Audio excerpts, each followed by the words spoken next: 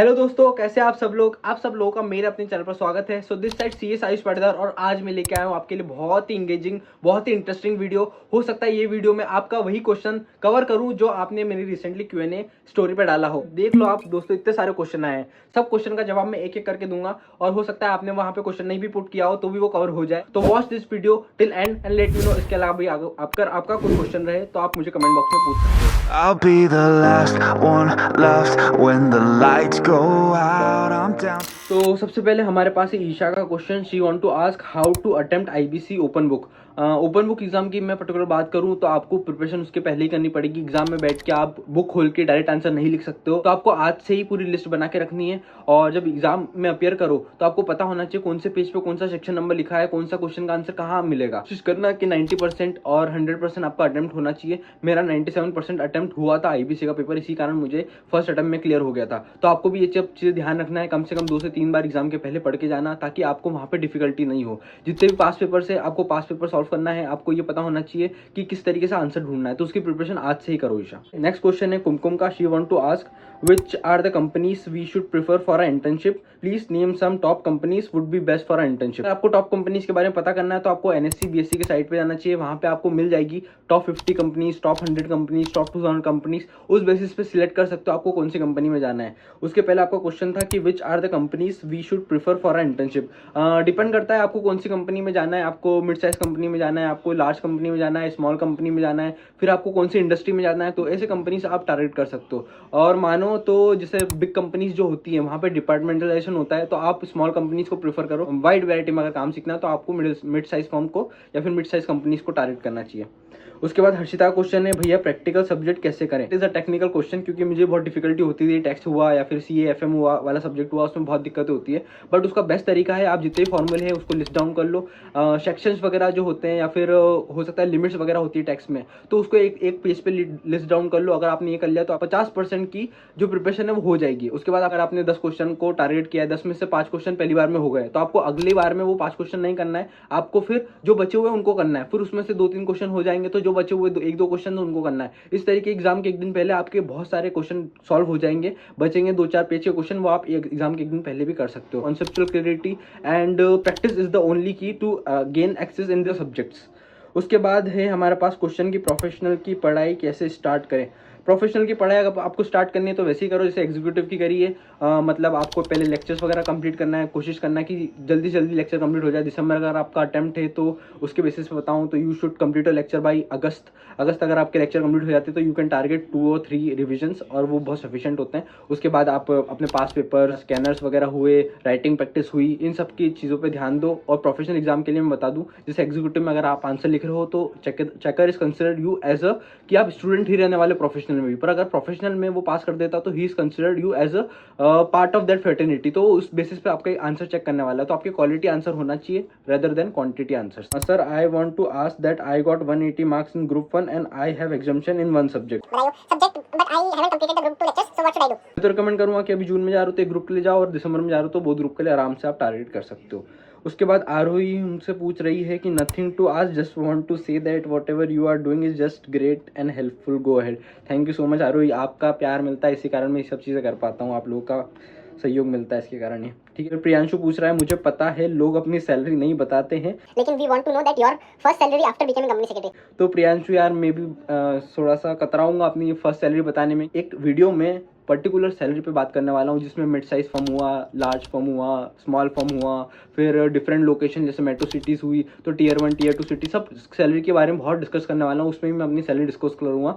But बता दूँ कि अभी I am living in Mumbai. यहाँ मतलब मेरा फ्लैट वगैरह है, ऑफिस पे भी अच्छा है, मैं ट्रिप वगैरह अपना खुद स्पॉन्सर कर पा रहा हूँ, घर वालों को पैसे दे पा रहा हूँ, तो I am earning a good amount, handsome amount. तो आप अपनी पढ़ाई पे ध्यान दो, बाकी सब चीज़ें हो जाएगी। अगर आप टैलेंटेड हो तो सब चीज़ें हो सकती है। प्रियांशु। तो निधि मुझसे पूछ रही है, सर ग्रुप 1 के लिए स्ट्रेटेजी वीडियो बना दो। Yes Nidhi, I will definitely plan a video on group 1। पूरी इसमें कंसल्टेड वीडियो बनाने की कोशिश करूंगा। बट अगर आपका जून में अटेम्प्ट है तो उसके ऊपर मैंने वीडियो ऑलरेडी बना के रखी है, मास्टर स्ट्रेटेजी के नाम से आपको मिल जाएगी, वो वीडियो देखो। उसके अलावा मैंने एक और बना के रखी कि how I approach this CS exam very smartly, वो वीडियो भी देखो। ये वीडियो आपको बहुत हेल्पफुल रहेगी। How to prepare and search for good internship after becoming CS. After becoming CS तो आप जॉब के लिए सर्च करोगे, पर मुझे लग रहा है कि आप शायद इंटर्नशिप से रिलेटेड ही पूछना चाह रहे हो।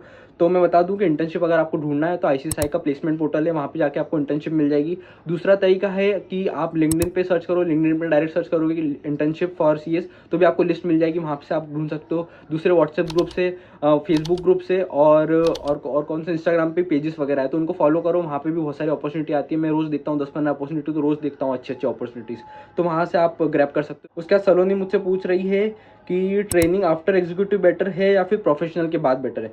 तो देखो, अगर आप एग्जीक्यूटिव के बाद स्टार्ट करो इंटर्नशिप तो ये बेनिफिट है, आप 1 साल बचा लोगे अपना, पर डिपेंड करता है आपकी एग्जाम्स के ऊपर आपको इफेक्ट नहीं हो रहा हो तो आप एग्जीक्यूटिव के बाद ही अपनी इंटर्नशिप स्टार्ट कर सकते हो। दूसरा ऑप्शन है आप प्रोफेशनल के बाद स्टार्ट। अगर आपके पास टाइम अवेलेबल है आपके पास, तो आई शुड सजेस्ट कि आप प्रोफेशनल की एग्जाम दो, उसके बाद इंटर्नशिप स्टार्ट करो, क्योंकि वहाँ पे नॉलेज अपना हाई लेवल का होता है, थोड़ा सा बहुत इंटीग्रेटेड तरीके से हम समझ पाते हैं चीज़ों को। तो प्रोफेशनल के बाद स्टार्ट करने का ये बेनिफिट होता है, बट एग्जीक्यूटिव के बाद स्टार्ट करने का बेनिफिट है कि आपका टाइम सेव होगा।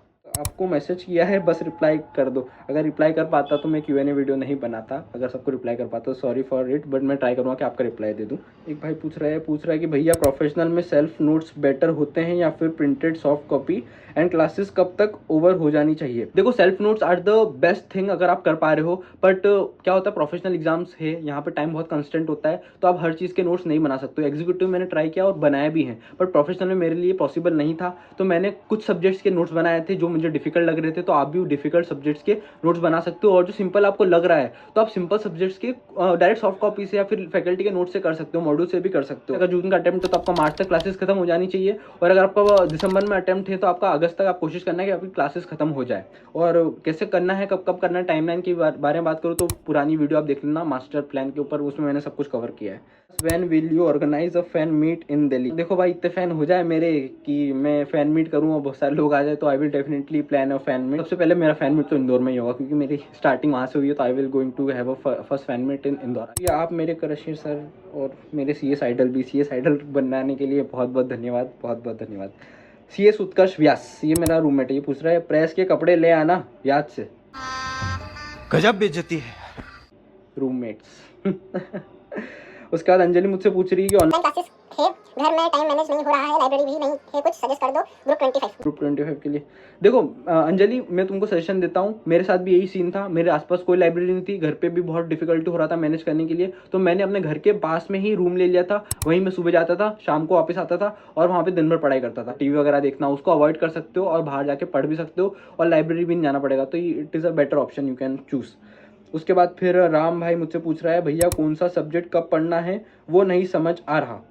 देखो राम भाई, अगर आपका सिलेबस कंप्लीट नहीं हुआ है तो आप फैकल्टी ऐसा बोल रही है उस बेसिस पे कर सकते हो। अगर सेल्फ स्टडी कर रहे हो तो 2 दिन थ्योरेटिकल सब्जेक्ट लो, 1 दिन प्रैक्टिकल सब्जेक्ट लो, इस बेसिस का कॉम्बिनेशन रखोगे तो you will not going to be bored, और आपका प्रैक्टिकल सब्जेक्ट के साथ थ्योरेटिकल सब्जेक्ट भी कवर हो जाएगा। और इस तरीके से, और सुबह आप थ्योरेटिकल सब्जेक्ट ले सकते हो, शाम को आप प्रैक्टिकल सब्जेक्ट ले सकते हो, इस तरीके से प्लान करो तो आपको दिक्कत नहीं होगी। करियर में ग्रो कैसे करें?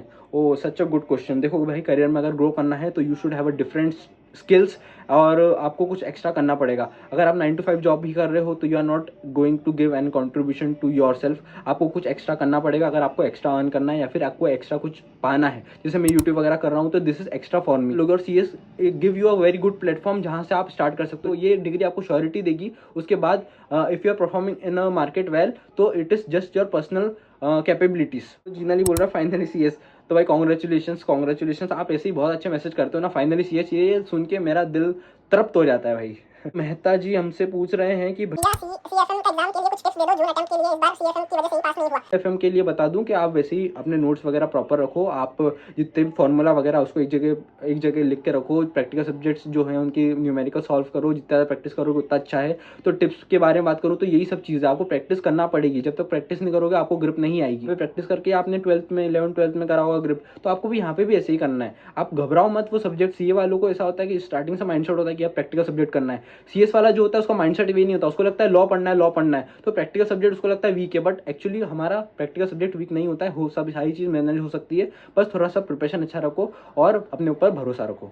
तो क्वेश्चन कोमल का वो पूछ रही कि आपने लीगल लैंग्वेज कैसे इंप्रूव करी और पेपर में इजी लैंग्वेज कैसे लिखा, और CAFM का फिर डाउट आया, मुझे लग रहा फुल फ्लैश वीडियो बनाना पड़ेगा इसके ऊपर।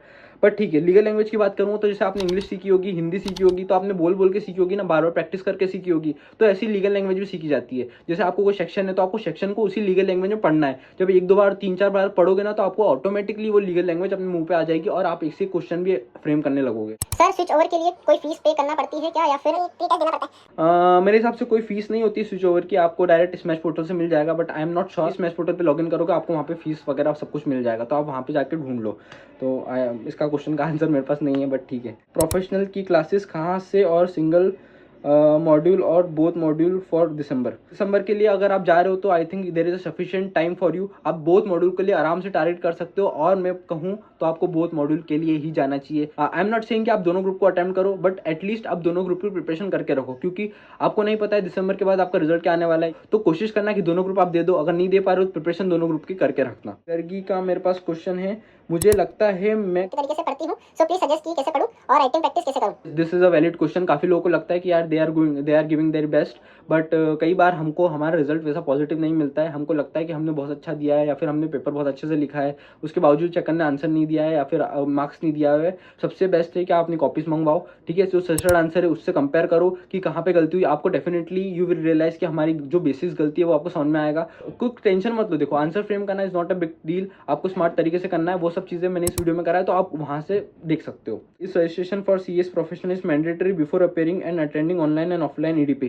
देखो EDP अटेंड करने के पहले आपको रजिस्ट्रेशन करवाने की जरूरत नहीं है। आप जैसे ही एग्जीक्यूटिव क्लियर करोगे आपको EDP के लिए एलिजिबल हो जाओगे, आप EDP अटेंड कर सकते हो। तानिया का मेरे पास क्वेश्चन है कि I started preparation for group 2 20 days back, should I attempt June 25? Q&A करे को मुझे हो गए 20 दिन, तो 20-40 दिन हो गए हैं। तो आई शुड सजेस्ट कि आप दे सकते हो आराम से, जून अटेम्प्ट दे सकते हो कि सफिशिएंट टाइम में। अगर आप मार्च एंड तक अपना सिलेबस कंप्लीट कर लेते हो तो you are definitely going to have a good edge, और आप 1-2 रिवीजन आराम से करके ये अपेयर कर सकते हो एग्जाम। अपना हुआ कि पास पेपर वो सॉल्व करना, सजेस्टेड आंसर है वो चेक करना, ये सब चीज़ें करना, बेसिक चीज़ें आप आराम से पास हो सकते हो। कि आप पहले एवरेज थे, फिर कैसे इतना कंसंट्रेशन एंड मोटिवेटेड होके कैसे पढ़ पाते हैं, प्लीज बताइए। जो बेसिक कंसंट्रेशन लेवल और मोटिवेशन था वो ये था कि मुझे अभी पढ़ना है, मुझे नहीं पूरी लाइफ अपनी खराब करनी है। तो 3 साल अगर मेरे को ताबड़तोड़ मेहनत करना हो तो I definitely going to give my best in this years. तो यही मेरा मोटिवेशन था, यही मेरा कंसंट्रेशन का एक सोर्स था। तो आपको भी ये चीज़ ढूंढना पड़ेगी कि आप पढ़ किस वजह से रहोगे। I am having a question from an aspiring 9899, ठीक है, from where you have done your CS internship.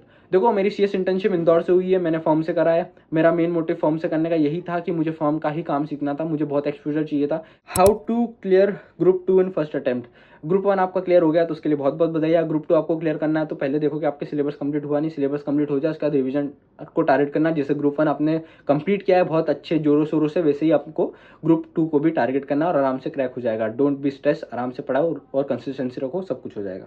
कुमकुम का एक और क्वेश्चन है मेरे पास कि इंटर्नशिप स्टार्ट करने के लिए क्या बेसिक स्किल्स होना जरूरी है? सबसे पहले आता है आपका MS वर्ड पे ग्रिप कर लो, जैसे भी फॉर्मेटिंग वगैरह होती है वो बहुत काम आती है। CS को बेसिकली CS वर्ड पे ही बहुत काम होता है। CS excel is the second thing जो कि बहुत इंपॉर्टेंट काम आएगी। जितने फॉर्मूले होते हैं MS एक्सेल के वो आप याद कर लो क्योंकि बहुत काम आते हैं। शॉर्टकट्स अगर आप करोगे तो आपको इंटर्नशिप की स्टार्टिंग के पहले ही आपको बहुत ज़्यादा ग्रिप रहेगी और आपका प्रिंसिपल भी बहुत इंप्रेस होगा। तो इन चीज़ों के ऊपर आप वर्क कर सकते हो और ये बेसिक स्किल्स आनी चाहिए। दूसरी चीज़ है कम्युनिकेशन स्किल्स, ये हर जगह काम आती है। अगर इस पर वर्क नहीं कर रहे हो तो आपको definitely you are going to face some trouble in future. तो कम्युनिकेशन स्किल्स पे भी वर्क करना। उसके बाद इंग्लिश वगैरह भी बहुत जरूरी, क्लाइंट वगैरह होते हैं इंग्लिश से बात करना पड़ती है। मयूरी का क्वेश्चन है प्रैक्टिकल सब्जेक्ट को रीस्टार्ट कैसे करें? सबसे बेस्ट तरीका है आप मॉड्यूल को उठाओ, उसके साथ अपना मैराथन को उठाओ, मैराथन देखो। ये पूरी मैराथन देखने के बाद आपको पता चल जाएगा कि आपने क्या क्या पढ़ा हुआ है पहले और अब आपको क्या क्या आगे पढ़ना है। ऐसा अगर आप करोगे तो आपको रीस्टार्ट करने में कोई दिक्कत नहीं होगी। तो गरिमा का मेरे पास क्वेश्चन है कि मैं जून 22 में ट्राई करी हूँ एग्जीक्यूटिव के लिए, बट मेरा CLR नहीं हुआ। क्या मैं बोर्ड मॉड्यूल प्रिपेयर करूँ दिसंबर में? दिसंबर अटेम्प्ट के लिए तो जा रहे हो, it is a good thing, but मैं आपको रिकमेंड करूँगा कि आप अपने जून अटेम्प्ट को बिल्कुल स्किप मत करो। अटेम्प्ट स्किप करना is a very bad thing for a CS student, क्योंकि अगर आप अटेम्प्ट देते तो हो सकता है आपके चांस हो 50-50% हो कि आप पास हो जाओ, बट अगर आपने अटेम्प्ट ही नहीं किया तो फेल हो। तो बेटर है कि आप जून वाला अटेम्प्ट भी दो या तो फिर दिसंबर में आप गो थ्रू आराम से टारगेट कर सकते हो।